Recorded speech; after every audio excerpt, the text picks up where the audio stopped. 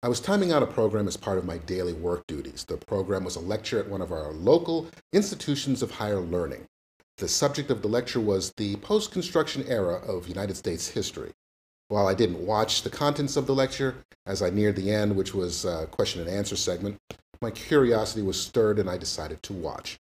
I watched in slight amazement, as none of this really surprises me anymore, as a young female student proceeded to use her question after a discussion on post-construction era of United States history, and instead made a statement on how she felt that President Bush and Vice President Cheney needed to be impeached.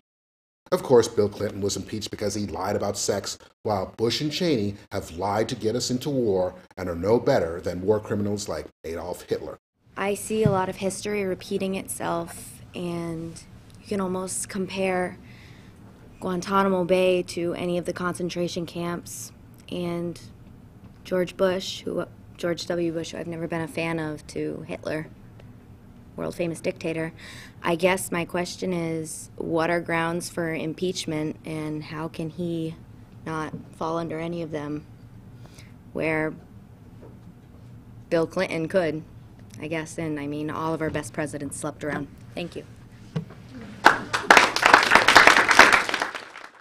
Had I been there and had an opportunity to issue a retort to that young woman, there are many things I could have said to counter her one-sided liberal briefings. But it was a video. It was in the past. I needed to let it go. While perusing the internet for news, I came across this letter to the editor in the Nashua Telegraph. It read, "Impeach Cheney for Iraq deceit." Published Friday, May 11th, 2007. There is an abundant evidence that Vice President Dick Cheney manipulated intelligence and the press to deceive the American people and bring us to war with Iraq.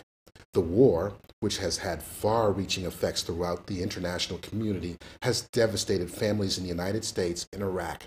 If this war was knowingly begun in deceit, it is no trivial matter. It is a war crime on par with the crimes of Hitler and Stalin. Unlike the trivial sexual encounter of Bill Clinton, this high crime warrants impeachment.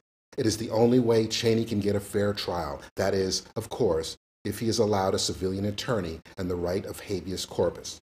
The response to the lecturer and the letter were almost word-for-word recitations. I wouldn't be surprised if this Carol Manarino was a Dartmouth College student.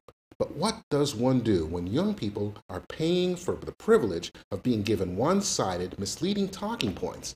I personally know what happens when you challenge the intellectual honesty of the progressive class.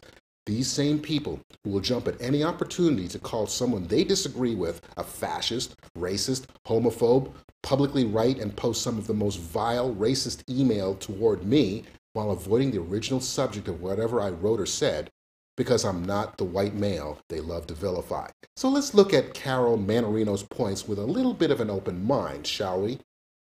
There is abundant evidence that Vice President Dick Cheney manipulated intelligence and the press to deceive the American people and bring us to war with Iraq. Vice President Cheney manipulated intelligence and the press. Well, how does one answer this without being repetitious again? One would think, as the following is readily accessible, that talking point would have been deep-sixed by now. Apparently not.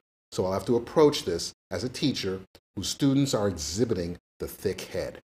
How could Vice President Cheney manipulate intelligence and the press to get us into war when during the Clinton administration, while his people provided Democrat politicians intelligence on Saddam Hussein's weapons of mass destruction, they believed? Remember, Dick Cheney was not vice president during the Clinton administration.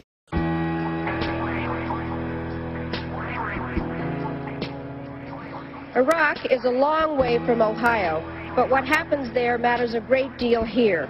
For the risk that the leaders of a rogue state will use nuclear, chemical, or biological weapons against us or our allies is the greatest security threat we face.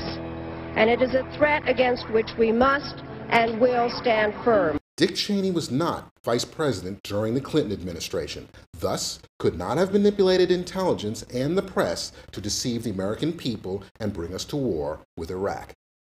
Or we take some ambiguous third route, which gives him yet more opportunities to develop this program of weapons of mass destruction and continue to press for the release of the sanctions and continue to ignore the solemn commitments that he made.